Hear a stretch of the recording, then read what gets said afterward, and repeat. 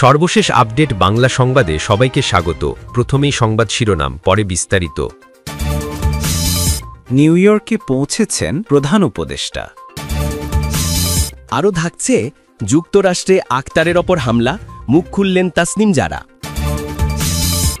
এদিকে ৮৭ আসনে বিশেষ নজর বিএনপির। আরও থাকছে বিএনপি কি রাজনীতি থেকে সরানোর ষড়যন্ত্র চলছে, বলছে রিজভী। এদিকে ৮৭ আসনে বিশেষ নজর বিএনপির। নিউ ইয়র্কে পৌঁছেছেন প্রধান উপদেষ্টা। জাতিসংঘের সাধারণ অধিবেশনে যোগ দিতে নিউ ইয়র্কে পৌঁছেছেন প্রধান উপদেষ্টা ড মোহাম্মদ ইউনুস। সোমবার ২২ সেপ্টেম্বর স্থানীয় সময় বিকেল ৩টায় নিউ ইয়র্কের জেএফকে বিমানবন্দরে পৌঁছায় প্রধান উপদেষ্টা সহ প্রতিনিধি দলটি। এর আগে বাংলাদেশ সময়ে রোববার ২১ সেপ্টেম্বর রাত ১টা ৪০ হজরত শাহজালাল আন্তর্জাতিক বিমানবন্দর ত্যাগ করে তাদের বহনকারী এমিরেটসের একটি ফ্লাইট।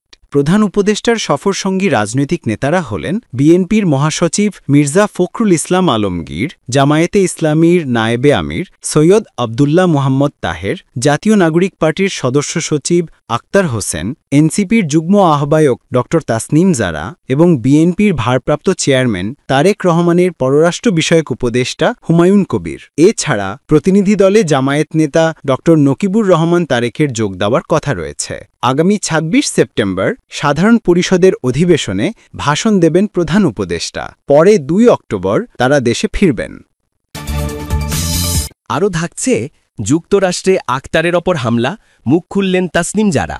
যুক্তরাষ্ট্রে পৌঁছানোর পর জাতীয় নাগরিক পার্টির এনসিপির সদস্য সচিব আক্তার হোসেনের ওপর হামলার ঘটনা নিয়ে মুখ খুলেছেন দলটির যুগ্ম আহ্বায়ক ডাক্তার তাসনিম জারা। মঙ্গলবার ২৩ সেপ্টেম্বর বাংলাদেশ সময় ভোর ৫টা ২৩ নিজে ফেসবুক পেজে এ সংক্রান্ত পোস্ট দেন তিনি। পোস্টে তাসনিম জারা লিখেছেন, আজ যুক্তরাষ্ট্রে পৌঁছানোর পর আমাদের দলের সদস্য সচিব আক্তার হোসেনের ওপর হামলা হয়েছে। তাকে লক্ষ্য করে ডিম ছোড়া হয়েছে, গালিগালাজ করা হয়েছে। তিনি লিখেছেন, এটি ব্যক্তি আক্তার হোসেনের ওপর আক্রমণ নয়, তার রাজনৈতিক পরিচয়ের কারণে করা হয়েছে। কারণ তিনি প্রতিনিধিত্ব করেন সেই দলকে যে দল ফ্যাসিবাদের কাঠামো ভেঙে দিকে প্রতিনিয়ত কাজ করছে। তাসনিম জারা আরও লিখেছেন, এই হামলা স্পষ্ট করে দেখিয়ে দিল যে পরাজিত শক্তির ভয় ও হতাশা কতটা গভীর। আমি নিশ্চিত এই আক্রমণ আক্তার হোসেনকে এক বিন্দুও দুর্বল করবে না, তার দৃঢ়তা আরও বাড়িয়ে দেবে। এর আগে সোমবার ২২ সেপ্টেম্বর আক্তার হোসেনের ওপর হামলার ঘটনা ঘটে। এ সময় তাসনিম জারাও পাশে ছিলেন। এদিকে ৮৭ আসনে বিশেষ নজর বিএনপির। ত্রয়োদশ জাতীয় সংসদ নির্বাচনকে সামনে রেখে নানা কৌশলে এগোচ্ছে বিএনপি। এরই মধ্যে তফসিলের আগেই ৩০০ আসনের মধ্যে অন্তত ৭০% আসনে একক প্রার্থী দেওয়ার প্রস্তুতি প্রায় শেষ পর্যায়ে। তবে প্রার্থী নির্ধারণে নির্ভর দলটি এবার ৮৭টি আসনের দিকে বিশেষ নজর দিচ্ছে। বিগত সপ্তম, অষ্টম ও নবম জাতীয় সংসদ নির্বাচনের পরিসংখ্যান বলছে এসব আসনে অধিকাংশ জায়গায় কার্যত নিষিদ্ধ আওয়ামী লীগ সহ ৩টি দলের প্রার্থীরা জয়ী হয়েছিলেন। কিন্তু এখন দৃশ্যপটে নেই আওয়ামী লীগ। তাই ধানের শেষে ভোট টানতে দেখে শুনে এলাকার জনপ্রিয় নেতাদের প্রার্থী করার পরিকল্পনা করছে বিএনপি। এরই অংশ হিসেবে আসনগুলোতে ইতোমধ্যে প্রার্থীরা প্রচারণা চালাতে মাঠ চষে বেড়াচ্ছেন। সংশ্লিষ্ট সূত্রে জানা গেছে এসব তথ্য। বিএনপি সূত্রে জানা গেছে রংপুর, কুড়িগ্রাম, গাইবান্ধা, নীলফামারী, যশোর, সাতক্ষীরা, জামালপুর, ময়মনসিংহ, কিশোরগঞ্জ, গাজীপুর, রাজবাড়ী, গোপালগঞ্জ, মাদারীপুর, শরীয়তপুর, সুনামগঞ্জ, হবিগঞ্জ, ব্রাহ্মণবাড়িয়া ও বাগেরহাটের মোট ৮৭টি আসনকে বিএনপি বেশি গুরুত্বের সঙ্গে দেখছে। এসব আসনে অন্য দলের দুর্গ ভাঙতে চায় দলটি। এরই অংশ হিসেবে নিজ নিজ নির্বাচনী আসনের ক্ষেত্রে নানা হিসেব নিকাশ করে প্রার্থী বাছাই করা হবে। বেশি প্রাধান্য দেওয়া হবে স্থানীয় নেতাকর্মীদের মতামত। এছাড়া সাধারণ মানুষের চাওয়াকেও গুরুত্ব দেওয়া হবে। ত্যাগী ও জনপ্রিয় নেতাই সেখানে প্রার্থী হবেন। নাম প্রকাশে অনিচ্ছুক দলটির একাধিক নীতি নির্ধারক যুগান্তরকে বলেন, দলের নিজস্ব প্রাথমিক জরিপে দেখা যায় ৩০০ আসনেই বিএনপির অবস্থা অনেক ভালো। তারপরও বিশেষ কিছু আসন আছে, সেখানে একক প্রার্থী ঠিক করা ও প্রচারণার ক্ষেত্রে বিশেষভাবে প্রাধান্য দেওয়া হবে। ওইসব এলাকায় ইতোমধ্যে ধানের শেষের পক্ষে বার্তা নিয়ে ভোটারদের ডোর টু ডোর পৌঁছানো শুরু করেছেন নেতাকর্মীরা। জানতে চাইলে বিএনপির যুগ্ম মহাসচিব ও ময়মনসিংহ ১ আসনের সম্ভাব্য প্রার্থী সৈয়দ ইমরান সালেহ প্রিন্স যুগান্তরকে বলেন, সাংগঠনিক নির্দেশনা অনুযায়ী সারা দেশের সব উপজেলা ও পৌরসভায় ওয়ার্ড পর্যায়ে বিএনপির নির্বাচনী কর্মকাণ্ড পরিচালিত হচ্ছে। সাংগঠনিক পুনর্গঠনের কাজ যেমন করছি, একই সঙ্গে ভোটারদের ডোর টু ডোর যাচ্ছে, ধানের শীষের পক্ষে প্রচারণা চালাচ্ছে। কারণ যারা দৃশ্যমান প্রতিপক্ষ তারা তো নির্বাচনী মাঠে নেমে গেছে, তাদের প্রতীকের কথা বলছে, তাই আমাদেরও তো ধানের শীষের কথা বলতে হবে। নির্বাচনী কাজ শুরু হয়ে গেছে, এর মধ্যে কিছু আসনে কৌশল একটু ভিন্ন হবে, এটাই স্বাভাবিক। ১৯৯৬ সালের সপ্তম জাতীয় সংসদ নির্বাচনের ফলাফল বলছে রংপুরের ৬টি আসন, এর মধ্যে 4টি পেয়েছিল জাতীয় পার্টি, 2টি আওয়ামী লীগ। কুড়িগ্রামের 4টি আসন, এর মধ্যে 4টি পেয়েছিল জাতীয় পার্টি। গাইবান্ধার 5টি আসন, এর মধ্যে 5টি পেয়েছিল জাতীয় পার্টি। নীলফামারীর 4টি আসন, 3টি জাতীয় পার্টি, 1টি জামায়াত। যশোরের 6টি আসন, 6টি আওয়ামী লীগ। সাতক্ষীরার 5টি আসন, 3টি আওয়ামী লীগ, 1টি জামায়াত, 1টি জাতীয় পার্টি। জামালপুরের 5টি আসন, এর মধ্যে 5টি আওয়ামী লীগ। ময়মনসিংহের 11টি আসন, এর মধ্যে ময়মনসিংহের 1, 3 ও 5 আসন বিএনপি ছাড়া বাকি 7টি আওয়ামী লীগ, 1টি জাতীয় পার্টি। কিশোরগঞ্জের 7টি আসন, কিশোরগঞ্জের 2 ও 6 আসন বিএনপি ছাড়া বাকি সব আসন পায় আওয়ামী লীগ। গাজীপুরের 4টি আসন, 4টি আওয়ামী লীগ। রাজবাড়ীর 2টি আসন, 2টি আওয়ামী লীগ। গোপালগঞ্জের 3টি আসন, 3টি আওয়ামী লীগ। মাদারীপুরের 3টি আসন, 3টি আওয়ামী লীগ। শরীয়তপুরের 3টি আসন, এর মধ্যে 3টি আওয়ামী লীগ। সুনামগঞ্জের 5টি আসন, এর মধ্যে 3টি আওয়ামী লীগ, 1টি জাতীয় পার্টি, 1টি বিএনপি। হবিগঞ্জের 4টি, এর মধ্যে 3টি আওয়ামী লীগ ও 1টি জাতীয় পার্টি। ব্রাহ্মণবাড়িয়ার 6টি আসন, এর মধ্যে 4টি আওয়ামী লীগ ও 2টি বিএনপি ও বাগেরহাটের 4টি আসন, এর মধ্যে 4টি আওয়ামী লীগ জয়লাভ করে। 2008 সালের নবম জাতীয় সংসদ নির্বাচনের ফলাফল বলছে রংপুরের 6টি আসনের মধ্যে 3টি পেয়েছিল জাতীয় পার্টি, 3টি আওয়ামী লীগ। কুড়িগ্রামের 4টি আসনের মধ্যে 3টি জাতীয় পার্টি, 1টি আওয়ামী লীগ। গাইবান্ধার 5টি আসন, এর মধ্যে 3টি আওয়ামী লীগ, 2টি জাতীয় পার্টি। নীলফামারীর 4টি আসনের মধ্যে 2টি আওয়ামী লীগ, 2টি জাতীয় পার্টি। যশোরের 6টি আসন, 6টি আওয়ামী লীগ। সাতক্ষীরার 4টি আসন, এর মধ্যে 2টি আওয়ামী লীগ, 2টি জাতীয় পার্টি। জামালপুরের 5টি আসন, এর মধ্যে 5টি আওয়ামী লীগ। ময়মনসিংহের 11টি আসন, 11টি আওয়ামী লীগ। কিশোরগঞ্জের 6টি আসন, এর মধ্যে 5টি আওয়ামী লীগ, 1টি জাতীয় পার্টি। গাজীপুরের 4টি আসন, এর মধ্যে 4টি আওয়ামী লীগ। রাজবাড়ীর 2টি আসন, 2টি আওয়ামী লীগ। গোপালগঞ্জের 3টি আসন, 3টি আওয়ামী লীগ।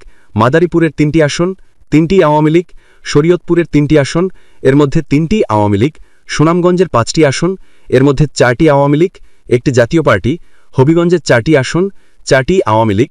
ব্রাহ্মণবাড়িয়ার 6টি আসন, এর মধ্যে 4টি আওয়ামী লীগ, 1টি জাতীয় পার্টি, 1টি জাসদ ও বাগেরহাটের 4টি আসন, এর মধ্যে 4টি আওয়ামী লীগ।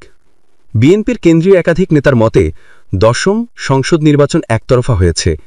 একাদশ সংসদ নির্বাচন দিনের ভোট রাতে হয়েছে এবং দ্বাদশ সংসদ নির্বাচনও একতরফা হয়েছে। তাই এর আগের সপ্তম, অষ্টম ও নবম জাতীয় সংসদ নির্বাচনের ফলাফল বিএনপি পর্যালোচনা করেছে। কোন কোন নির্বাচনী এলাকায় বেশি মনোযোগ দিতে হবে তা নির্ধারণ করা হয়েছে, সেভাবেই দলের নেতাকর্মীরা কাজ করছেন। এ প্রসঙ্গে রাজনৈতিক বিশ্লেষক, ঢাকা বিশ্ববিদ্যালয়ের রাষ্ট্রবিজ্ঞান বিভাগের অধ্যাপক কাজী মোহাম্মদ মাহবুবুর রহমানের মতে যেসব এলাকায় সাধারণত আওয়ামী লীগের ভোটার বেশি ছিল তাদের প্রতিদ্বন্দ্বিতা বিএনপির ধানের শীষেই ছিল। আগে যেসব এলাকায় অন্যদের কাছে হেরেছিল সেগুলোকে বিএনপি বেশি গুরুত্ব দেবে, এটাই স্বাভাবিক ব্যাপার। এই কৌশল অবশ্যই ঠিক আছে, এর ভালো ফলও পাবে। তবে এখন তো ভোটের অনেক চরিত্র পরিবর্তন হয়েছে, সে কারণে গত 15 বছরে যারা ভোটার হয়েছেন তাদেরও কিন্তু একটা মনোভাব বা চরিত্র রয়েছে, সে অনুযায়ী কাজ করতে হবে। আরও থাকছে, বিএনপি কি রাজনীতি থেকে সরানোর ষড়যন্ত্র চলছে, বলছে রিজভি। 1/11-এর সময়ের মতো বিএনপির বিরুদ্ধে অপপ্রচার চালিয়ে রাজনীতির ময়দান থেকে সরিয়ে দেওয়ার ষড়যন্ত্র হচ্ছে বলে অভিযোগ করেছেন দলটির সিনিয়র যুগ্ম মহাসচিব রুহুল কবির রিজভি। সোমবার 22 সেপ্টেম্বর রাজধানীর নয়াপল্টনে বিএনপির কেন্দ্রীয় কার্যালয়ে এক যোগদান অনুষ্ঠানে অংশ নিয়ে তিনি এ অভিযোগ করেন। অনুষ্ঠানে রিজভির হাতে ফুলের তোড়া দিয়ে আনুষ্ঠানিকভাবে বিএনপিতে যোগদান করেন নারায়ণগঞ্জের বিশিষ্ট ব্যবসায়ী মাসুদুজ্জামান মাসুদ। রিজভি বলেন, 5ই আগস্টের পর থেকে বিএনপির বিরুদ্ধে ভয়ঙ্কর অপপ্রচার চালানো হচ্ছে। যে সময় আমরা সাংগঠনিক কার্যক্রম চালাব, ঠিক সে সময় সরকারের উপদেষ্টা থেকে শুরু করে বিভিন্ন রাজনৈতিক দল বিএনপিকে টার্গেট করে বসল। একে আমরা 1/11-এর তত্ত্বের সঙ্গে মেলাতে পারি। তিনি আরও বলেন, জাতীয় ও আন্তর্জাতিক ষড়যন্ত্র থেমে নেই। শারদীয় দুর্গাপূজা ঘিরে নাশকতা ও অপ্রীতিকর ঘটনা ঘটানোর চেষ্টা করা হতে পারে। এই সময়ে নির্বিঘ্নে পুজো সম্পন্ন এবং সনাতন ধর্মাবলম্বীদের নিরাপত্তার জন্য দলীয় নেতাকর্মীদের পূজা মণ্ডপে প্রহরীর ভূমিকায় লাগাতার অবস্থানের নির্দেশ দেন বিএনপির এই জ্যেষ্ঠ নেতা। রিজভী অভিযোগ করে বলেন, ছাত্রীদলের সাথে সম্পৃক্ততার অভিযোগে যোগ্য ও বঞ্চিত কর্মকর্তাদের প্রশাসনে গুরুত্বহীন করে রাখা হয়েছে। ডিসিএসপি বানানো হচ্ছে একটি বিশেষ রাজনৈতিক দলের সমর্থিতদের। এ সময় সিনিয়র সচিব মোখলেস উর রহমানের ভূমিকারও সমালোচনা করেন তিনি। এ সময় মাসুদুজ্জামান মাসুদের বিএনপিতে যোগদানকে স্বাগত জানান রুহুল কবির রিজভী। মাসুদুজ্জামান মাসুদ তার বক্তব্যে বিএনপিতে যোগদানের মাধ্যমে এলাকার উন্নয়নমূলক কর্মকাণ্ড এবং জনগণের কল্যাণে আরও সক্রিয় ভূমিকা পালনের প্রতিশ্রুতি ব্যক্ত করেন। নারায়ণগঞ্জ মহানগর বিএনপির আহ্বায়ক অ্যাডভোকেট সাখাওয়াত হোসেন খানের সভাপতিত্বে যোগদান অনুষ্ঠানে আরও উপস্থিত ছিলেন বিএনপির যুগ্ম মহাসচিব অ্যাডভোকেট আব্দুল সালাম আজাদ, ঢাকা বিভাগীয় সাংগঠনিক সম্পাদক কাজী সাইয়েদুল আলম বাবুল, সহ সাংগঠনিক সম্পাদক বেনজির আহমেদ টিটু প্রমুখ। দলীয় সূত্রে জানা গেছে, ত্রয়োদশ জাতীয় সংসদ নির্বাচনে মাসুদুজ্জামান মাসুদকে নারায়ণগঞ্জ ৫ আসন থেকে মনোনয়ন দিতে পারে বিএনপি। এ কারণে আনুষ্ঠানিকভাবে বিএনপিতে যোগদান করলেন তিনি। একাদশ সংসদ নির্বাচনে এ আসন থেকে জাতীয় ঐক্যফ্রন্টের প্রার্থী হিসেবে নাগরিক ঐক্যের এসএম আকরাম ধানের শীষ প্রতীক দিয়ে ভোট করেন। এবং সর্বশেষ জানিয়ে দিচ্ছি, অ্যানিকে প্রকাশ্যে ক্ষমা চাইতে হবে। লক্ষ্মীপুর সদর উপজেলা পূর্ব বিএনপির দ্বিবার্ষিক সম্মেলনে চরমোনাই পীরের নেতৃত্বাধীন ইসলামী আন্দোলনের কড়া সমালোচনা করেন বিএনপির যুগ্ম মহাসচিব শহীদ উদ্দিন চৌধুরী অ্যানি। তার বক্তব্য সচেতন মহলকে ব্যথিত করেছে বলে মনে করেন ইসলামী আন্দোলনের দুই নেতা। ওই সংগঠনের যুগ্ম মহাসচিব ও ঢাকা মহানগর উত্তর সভাপতি প্রিন্সিপাল হাফেজ মাওলানা শেখ ফজলে বাড়ি মাসুদ ও সেক্রেটারি মাওলানা মুহাম্মদ আরিফুল ইসলাম যৌথ বিবৃতিতে অ্যানিকে প্রকাশ্যে ক্ষমা চাওয়ার আহ্বান জানিয়েছেন। সোমবার ২২ সেপ্টেম্বর গণমাধ্যমে এক বিবৃতিতে তারা এই আহ্বান জানান। বিবৃতিতে তারা বলেন, অ্যানিকে প্রকাশ্যে ক্ষমা চাইতে হবে। তিনি জনসভায় বক্তব্য দানকালে ইসলামী আন্দোলন বাংলাদেশের আমির মুফতি সৈয়দ মোহাম্মদ রেজাউল করিম পীর সাহেব চরমোনাই সম্পর্কে অশ্লীল ও অশালীন মিথ্যা বানোয়াট বক্তব্য দিয়েছে, তা রাজনৈতিক শিষ্টাচার বহির্ভূত। অ্যানির মতো একজন ব্যক্তি এরকম দায়িত্বজ্ঞানহীন বক্তব্য রাজনৈতিক এবং সচেতন মহলকে ব্যথিত করেছে বলে মনে করেন তারা। ওই দুই নেতা বলেন, বিএনপি হচ্ছে ডিরেক্ট স্বৈরচারার সঙ্গী, কারণ তারা ২০১৮ সালের অবৈধ নির্বাচনকে স্বীকৃতি দিয়ে সংসদে তাদের ৬ জন এমপি পাঠিয়েছে। ২০১৮-এর ডামি নির্বাচনের স্বীকৃতি দানকারী দল হল বিএনপি। এখন তারা পাগলের মতো আবল তাবল বলে উদুরপিণ্ডি বুধুর ঘাড়ে চাপাতে চাচ্ছে উল্লেখ করে তারা বলেন, অর্থাৎ নিজেদের দোষ আড়াল করার হীন চেষ্টা করছে, পাবলিক সেন্টিমেন্টকে ভিন্ন দিকে ডাইভার্ট করার পায়তারা করছে। তারা বলেন, জাতীয় চাঁদাবাজরা মিথ্যা ছাড়া কিছু বলতে পারে না। মিথ্যা কথা বলাই অ্যানি চৌধুরীর পুঁজি, যা বাংলাদেশের মানুষ এখন বুঝে গেছে। আমরা তার মিথ্যা কথা প্রত্যাহারের আহ্বান জানাই। তারা আরও বলেন, মূলত ৫ আগস্টের পর ইসলামপন্থীদের ঐক্য এবং এক বাক্সে ভোটের প্রক্রিয়াকে বিএনপি কোনোভাবেই মেনে নিতে পারছে না। নির্বাচনে বিএনপির জন্য একমাত্র বাধা ইসলামী জোট। এতে তাদের ভরাডুবি জেনে তারা ইসলামপন্থী রাজনৈতিক দল এবং জাতীয় ব্যক্তিদের নিয়ে মিথ্যাচার ও কুৎসা রটনায় ব্যস্ত হয়ে পড়েছে। বেঈমান তো তারা, যারা শহীদের রক্তের উপর দাঁড়িয়ে চাঁদাবাজি, দখলবাজি, লুটপাট, সন্ত্রাসী কর্মকাণ্ড করছে। আজ দুপুরে লক্ষ্মীপুর সদর উপজেলা পূর্ব বিএনপি দ্বিবার্ষিক সম্মেলনে চরমোনাই পীরের নেতৃত্বাধীন ইসলামী আন্দোলনের কড়া সমালোচনা করেন অ্যানি। তিনি বলেন, ১৭ বছর ইসলামী শাসনতন্ত্র আন্দোলন হাসিনাকে স্থায়িত্ব দিয়েছিল ২০১৪, ১৮ ও ২৪ নির্বাচনে হাসিনাকে সহযোগিতা করে হাসিনার স্থায়িত্ব বাড়িয়ে দেওয়ার ক্ষেত্রে এই চরমোনাই পীর, এই ইসলামী শাসনতন্ত্র আন্দোলন, এই পাখামার্কা ছিল বাংলাদেশের মানুষের আরেকটি জাতীয় বেঈমান হিসেবে চিহ্নিত। তিনি আরও বলেন, তারা আজকে নির্বাচনের বিরুদ্ধে যে আন্দোলন করছে, ১৭ বছর আমরা যখন লড়াই করেছি, সংগ্রাম করেছি, তখন তো আমরা এই পাখামার্কাকে পাইনি। আজকে ইসলামী দলগুলো থ্রেট দেখায়, মিছিল করেন, মিটিং করেন, বৃদ্ধাঙ্গুলি দেখান, নির্বাচনী পরিবেশকে বিঘ্নিত করেন। এই পরিবেশ থেকে বাহির হতে হলে ঐক্যই হল শক্তি। সুদৃঢ় ঐক্য, যেটা জিয়াউর রহমান বারবার বলার চেষ্টা করেছেন। ইস্পাত কঠিন ঐক্য, দৃঢ় ঐক্য। এই ঐক্য জিয়াউর রহমানের ডুপ্লিকেট তারেক রহমানের নেতৃত্বে বাংলাদেশ আমরা প্রতিষ্ঠিত করতে চাই।